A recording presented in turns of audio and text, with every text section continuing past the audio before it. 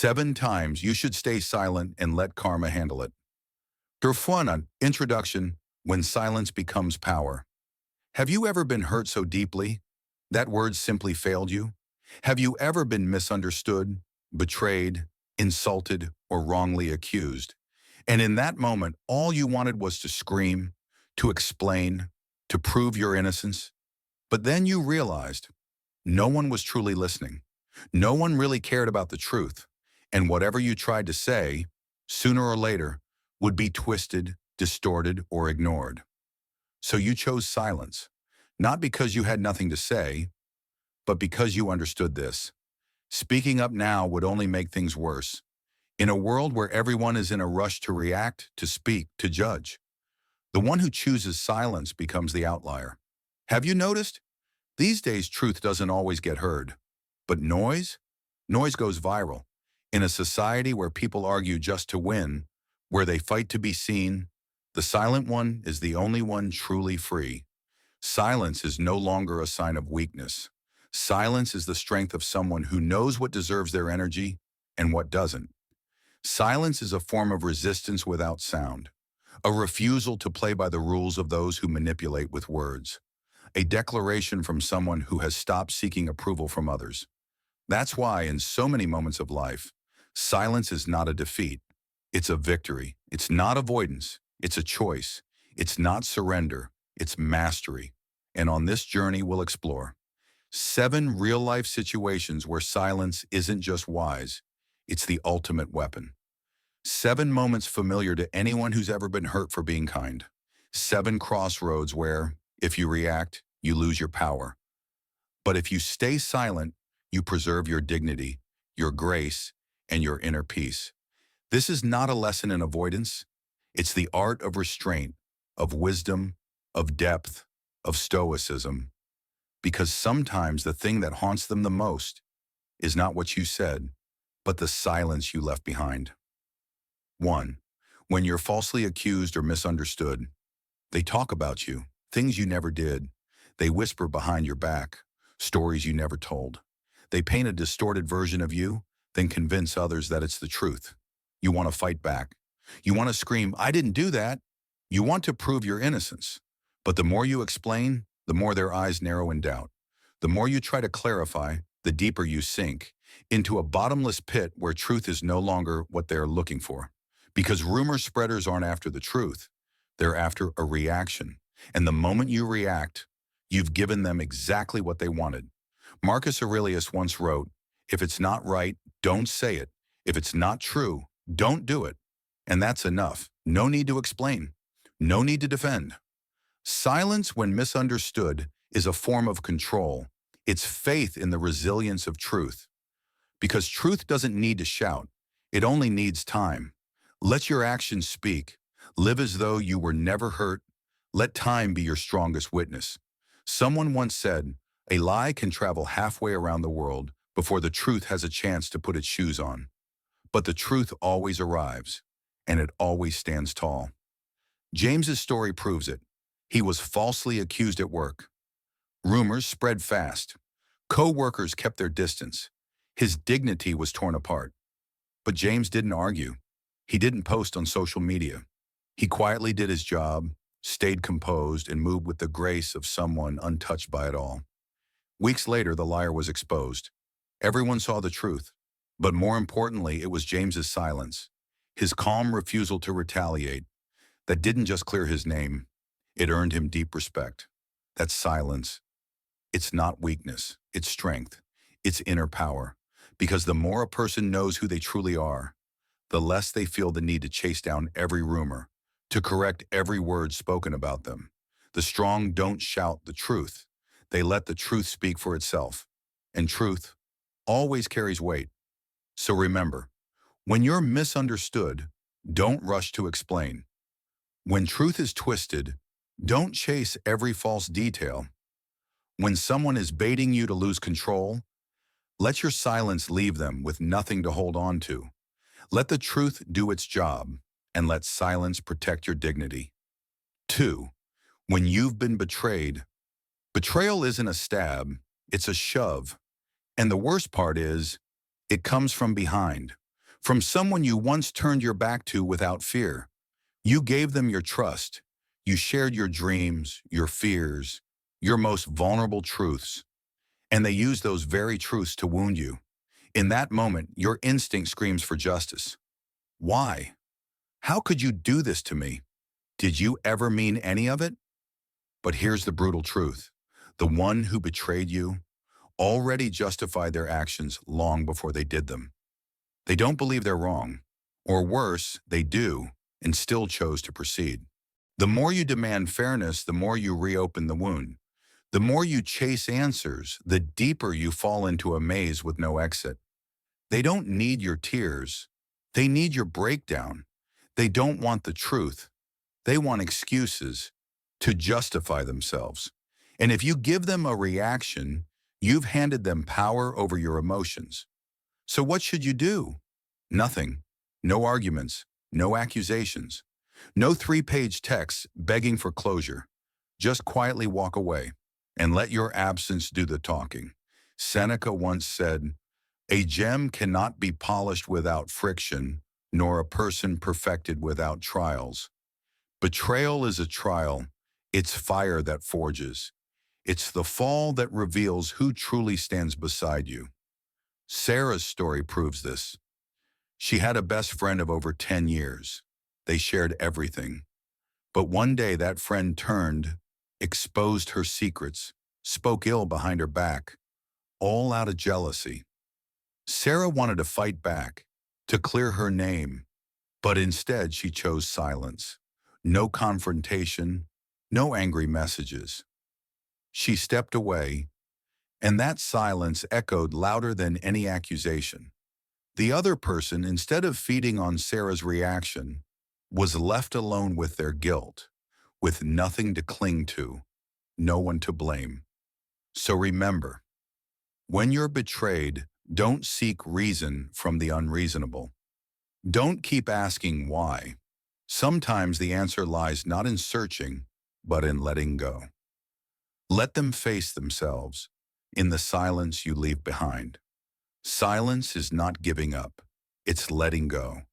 Letting go of what no longer deserves your energy to make space for what truly does. 3. When you're insulted or mocked, not everyone who insults you is telling the truth. Sometimes they're just testing how easily you can be provoked. When someone mocks you, sneers, or throws passive-aggressive jabs, it's not power. It's a cry for help, desperate and weak, disguised as contempt. Because the strong don't need to put others down to feel tall.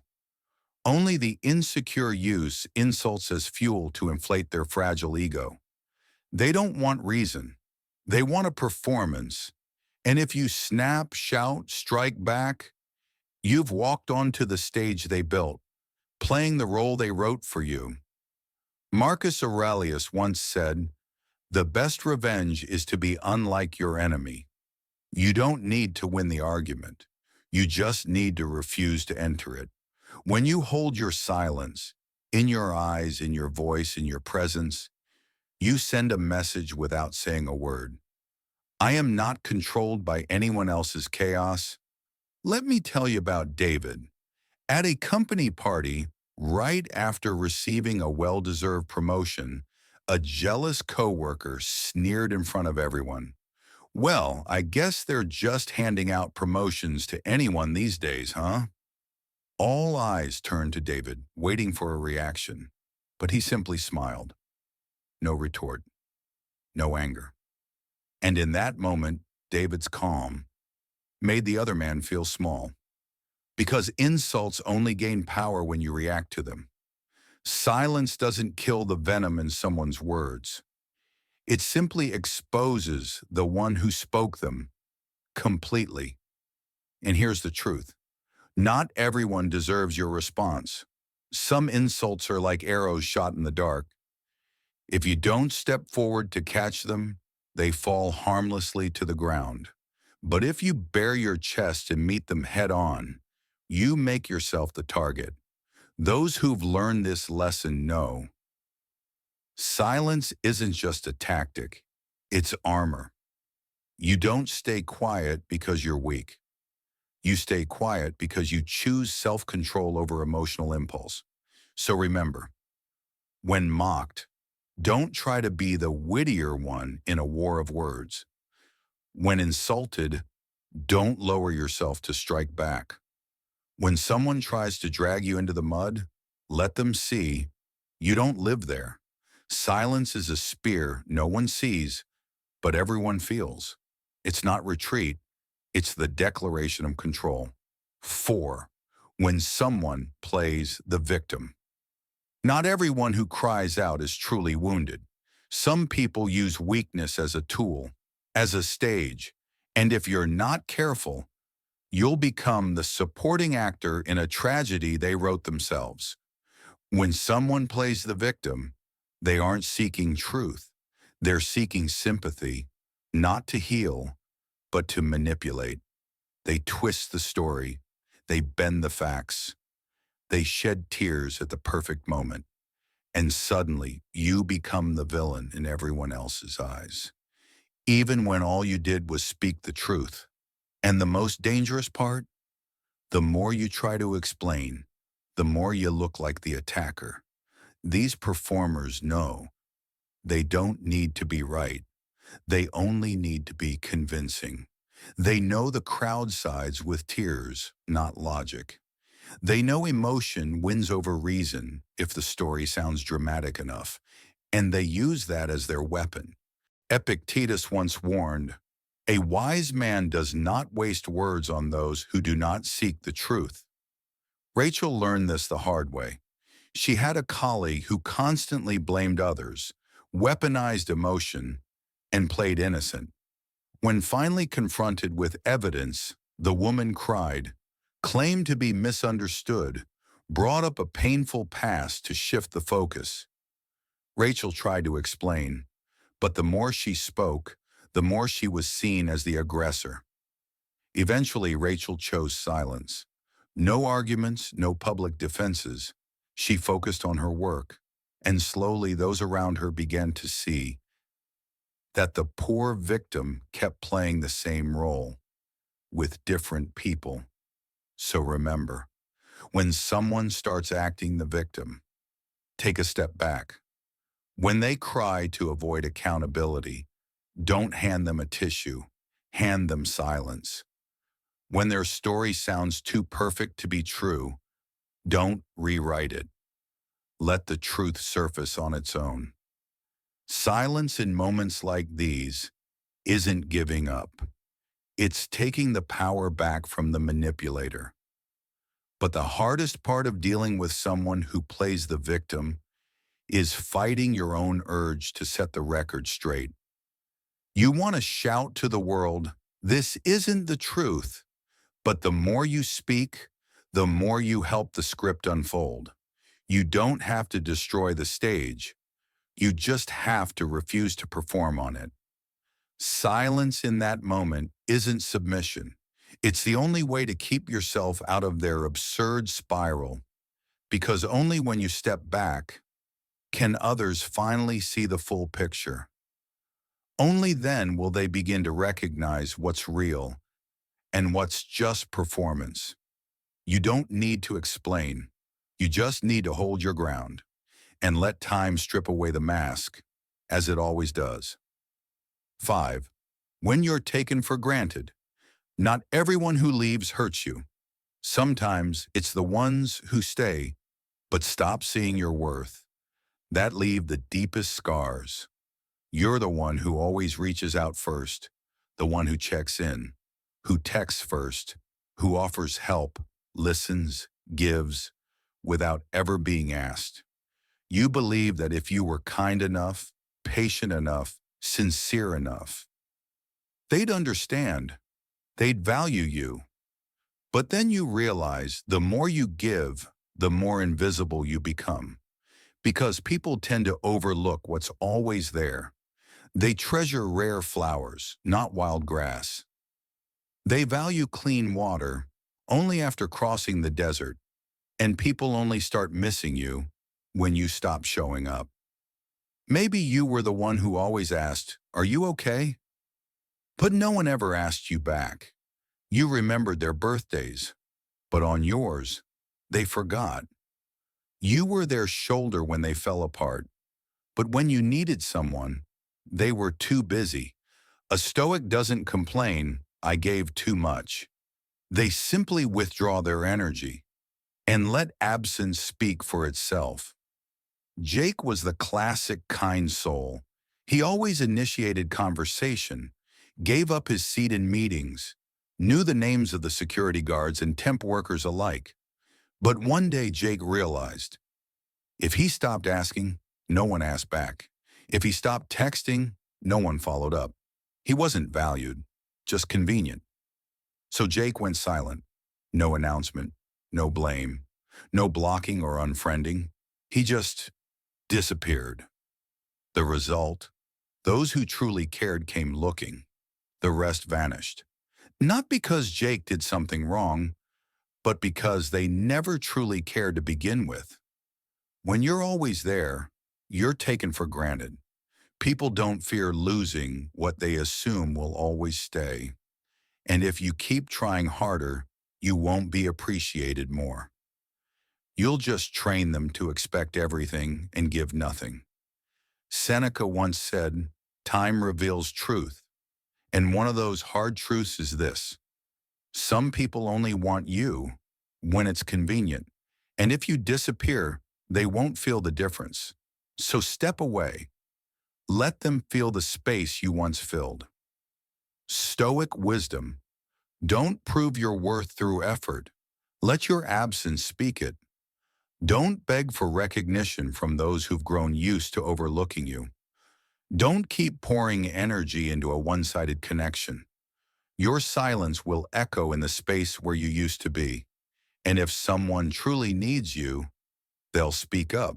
If they don't, be grateful you finally saw their truth without needing another word.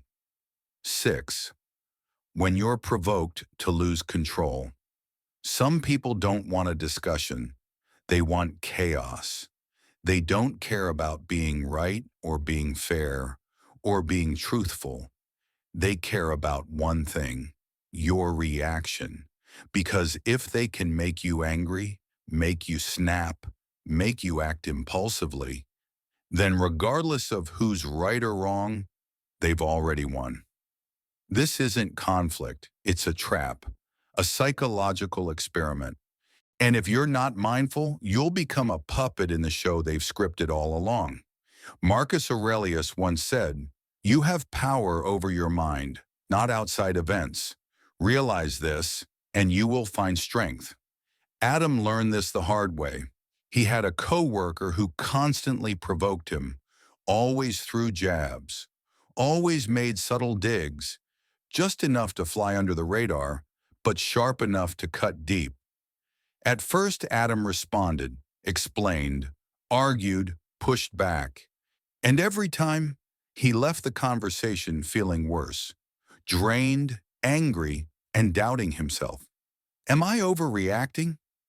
Or are they right? Number, they weren't right. They were just skilled at pushing buttons. And when Adam finally understood that, he changed. He didn't choose silence because he lost. He chose silence because he saw the pattern. They weren't seeking truth. They were chasing a sense of victory. So the next time they provoked him, Adam simply smiled. No glare, no sarcasm, no bite. Just a quiet nod. And he went back to work. And strangely, they froze. Thrown off. The game was over. Because when you don't feed the fire, it dies. Your emotions are sacred. Don't hand them over to someone who hasn't earned that privilege. A Stoic is not someone without emotion. They're someone who doesn't let emotion dictate their actions. They don't suppress anger. They observe it. They don't retaliate. They let the storm pass without being swept away by it. So remember, when someone sets an emotional trap, don't step in. When harsh words fly, look past them, not into them. When anger rises, take a deep breath. And remember, Not reacting is the smartest response. Silence in this case isn't retreat, it's the declaration, I don't move to someone else's strings. You don't need to defeat them. You only need to refuse to fight in the arena they built to feel important. Your calmness is a mirror, reflecting their own insecurity back at them. 7. When they regret losing. You regret always arrives late.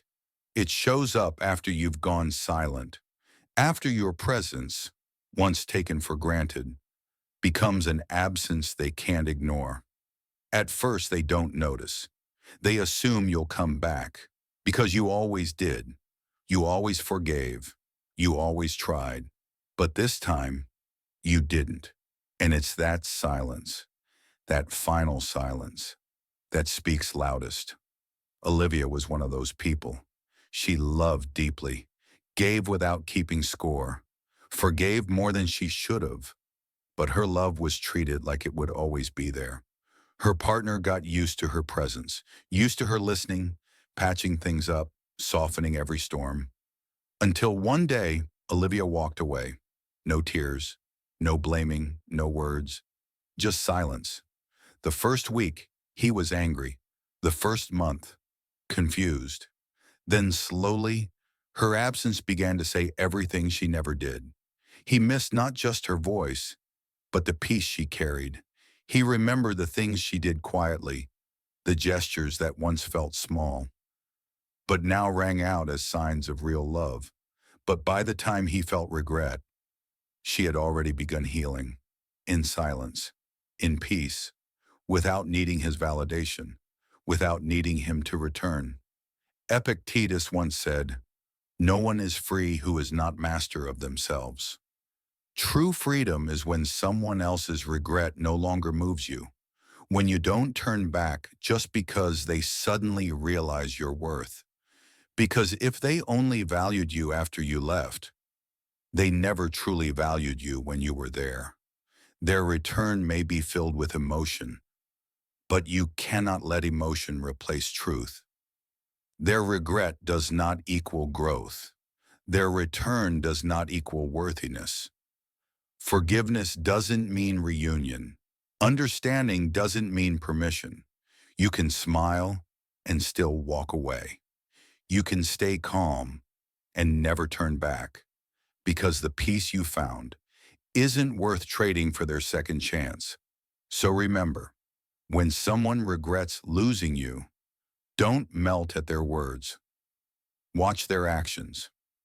When they apologize, don't let your forgiveness fill the space left by their loneliness. When they say you mattered, remember you always did, even when they didn't see it. Silence now isn't punishment. It's giving them the space to face themselves, without you as their emotional crutch. And if they truly grow from that regret, they'll change, not to win you back, but to never lose someone like you again. Your absence is the lesson they must learn on their own. Conclusion. When silence becomes the final language, some things don't need to be shouted to be clear. Don't need to be explained to be valid. Don't need to be proven to be real. Just like silence.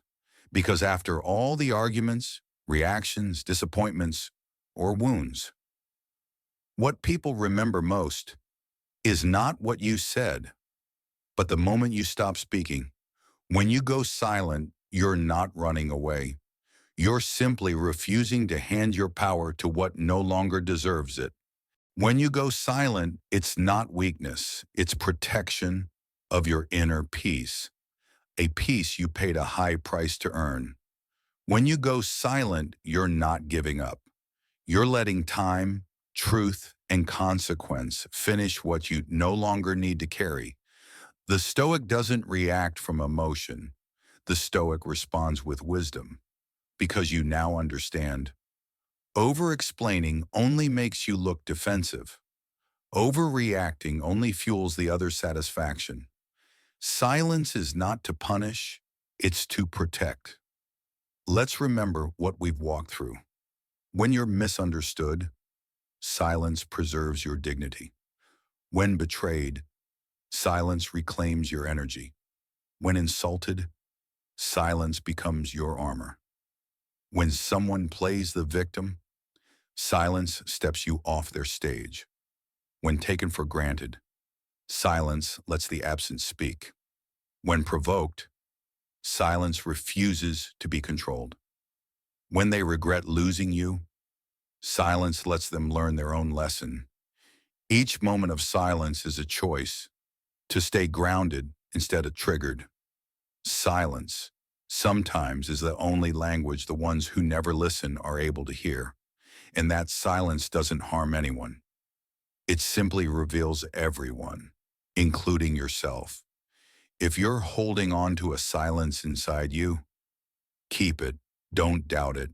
And if you know someone who needs to hear this, don't try to convince them.